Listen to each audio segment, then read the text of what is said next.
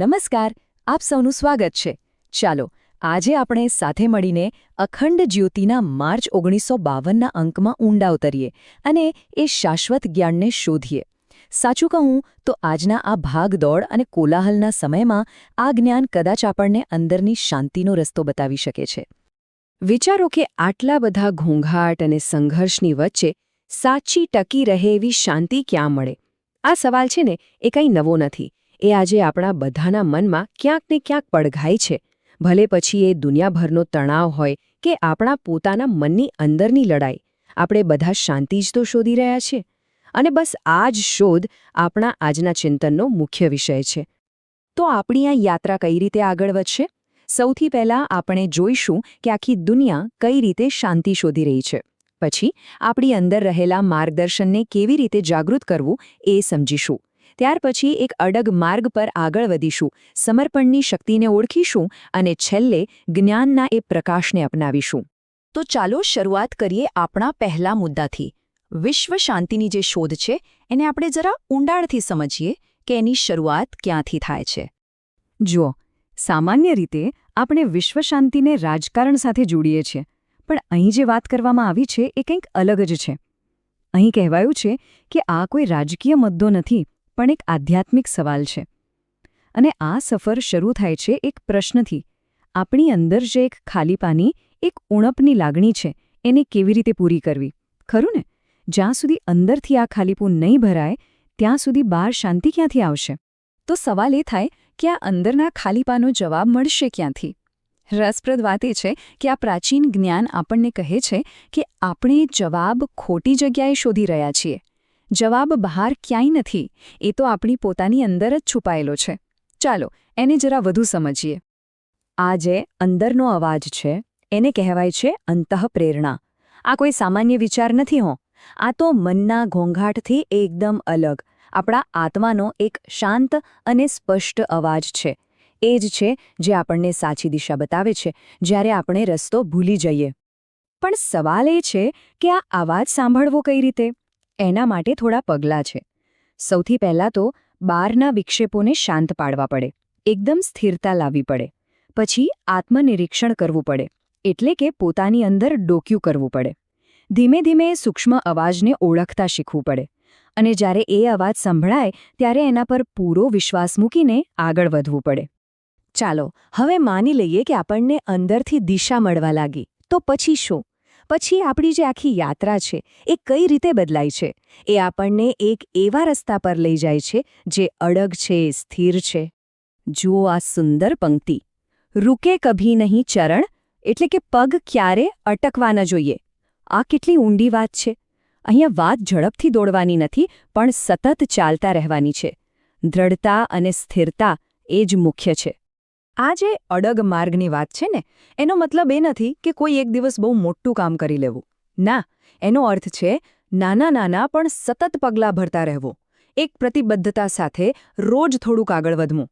ભલે ગતિ ધીમી હોય, પણ જો એ મક્કમ હોય તો લક્ષ્ય સુધી પહોંચાય જ છે. અને આ સતત આગળ વધવા માટેની શક્તિ ક્યાંથી આવે? એ આવે છે કૃતજ્ઞતામાંથી. જે પ્રાપ્ત થયું છે તેનો આદર કરવાનું શીખો. કેટલી સુંદર વાત છે! જ્યારે આપણે આપણી પાસે જે કંઈ પણ છે એનો આદર કરીએ છીએ, એના માટે આભારી રહીએ છીએ, ત્યારે જ આપણને આગળ વધવા માટેની સાચી ઊર્જા અને પ્રેરણા મળે છે. હવે એક બહુ જ મહત્વનો મુદ્દો આવે છે: આપણા રસ્તામાં આવતા અવરોધો.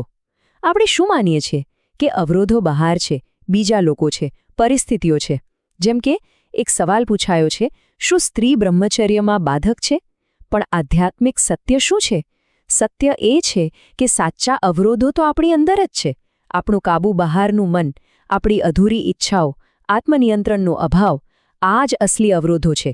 આ આખું ધ્યાન બહારથી હટાવીને અંદર તરફ લાવવાની વાત છે. સારું, આપણે અંદર જોયું, કૃતજ્ઞતા કેળવી, સતત ચાલવાનો પ્રયત્ન કર્યો. પણ એવું બને કે ક્યારેક આપણી પોતાની શક્તિ ઓછી પડે, મુશ્કેલીઓ મોટી લાગે. ત્યારે શું કરવું? બસ અહીંથી આ યાત્રા એક નવો ઊંડો વળાંક લે છે, અને એ છે સમર્પણની શક્તિ. ભક્તિનો સાર શું છે? અહીં 3 મુખ્ય વાતો કહી છે. પહેલી, મામે કમ શરણમ વ્રજ, એટલે કે એક જ દિવ્ય સ્ત્રોતનું શરણ લેવું. બીજું, માતાનો સ્નેહ અને માતૃપૂજા એટલે કે એ નિસ્વાર્થ બિનશરતી પ્રેમને જીવનમાં ઉતારવો. અને ત્રીજું, અભિવંદનીય કોણ? આદર કોનો કરવો? તો કે માત્ર સ્વરૂપોનો નહીં, પણ એની પાછળ રહેલા દિવ્ય તત્વનો. આ બધું જ આપણને એ શીખવે છે કે સાચી શક્તિ દરેક વસ્તુને કાબૂમાં રાખવાથી નથી મળતી, પણ એક ઉચ્ચ ચેતના સાથે જોડાઈ જવાથી મળે છે. અને એક વાત સ્પષ્ટ સમજી લેવા જેવી છે. સમર્પણ એટલે હારી જવું કે નબળાઈ નહીં, બિલકુલ નહીં. એ તો એક સભાન નિર્ણય છે. એ આપણા કરતાં પણ મોટી કોઈ સાર્વત્રિક શક્તિ, કોઈ બુદ્ધિ પર વિશ્વાસ મૂકવાનો નિર્ણય છે. અને આવો વિશ્વાસ મૂકવા માટે ખૂબ જ મોટી આંતરિક શક્તિ અને શાણપણ જોઈએ. તો હવે આપણે આખી યાત્રાના સાર તરફ આવી રહ્યા છીએ. આપણે આંતરિક અવાજ, અડગ માર્ગ, કૃતજ્ઞતા અને સમર્પણની વાત કરી. હવે આ બધા સૂત્રોને જોડીને જોઈએ કે અંતે આપણે ક્યાં પહોંચીએ છીએ, કયા પ્રકાશને અપનાવવાનો છે. અહીં બહુ જ સુંદર રૂપકનો ઉપયોગ થયો છે. આંતરિક માર્ગદર્શન એટલે કે ગાયત્રી અને નિસ્વાર્થ કર્મ એટલે કે ગંગા. જ્યારે આ બંનેનો સંગમ થાય છે ત્યારે એ સાર્વત્રિક શાંતિના સાગરમાં ભળી જાય છે. મતલબ કે જ્યારે આપણું અંદરનું જ્ઞાન આપણા કર્મોમાં, આપણા કાર્યોમાં શુદ્ધ રીતે ઉતરે છે, ત્યારે જ સાચી શાંતિ શક્ય બને છે. તો આ સમગ્ર ચર્ચાનો સાર શું છે? આંતરિક શાંતિનો માર્ગ કેવો છે? સૌથી પહેલાં આપણી અંદર અને બહાર જે શાંતિની શોધ ચાલી રહી છે એને સ્વીકારો. પછી આત્મનિરીક્ષણ દ્વારા અંદરના માર્ગદર્શનને જાગૃત કરો. સતત કર્મ અને કૃતજ્ઞતાના અડગ માર્ગ પર ચાલતા રહો. શ્રદ્ધા અને સમર્પણમાં રહેલી શક્તિને અપનાવો. અને અંતે એ સમજો કે સાચી શાંતિ બીજું કંઈ નહીં પણ જ્ઞાન અને કર્મનું સુંદર મિલન છે. એ કહેવત છે ને કે 1000 માઇલની યાત્રા પણ એક પગલાંથી જ શરૂ થાય છે. તો સવાલ એ છે કે આંતરિક શાંતિના આ માર્ગ પર આજે એવું કયું એક નાનું પણ મક્કમ પગલું ભરી શકાય? આ સવાલ સાથે જ હું મારી વાતને અહીં વિરામ આપું છું. આ વિષય પર વિચારતા રહેજો. નમસ્કાર.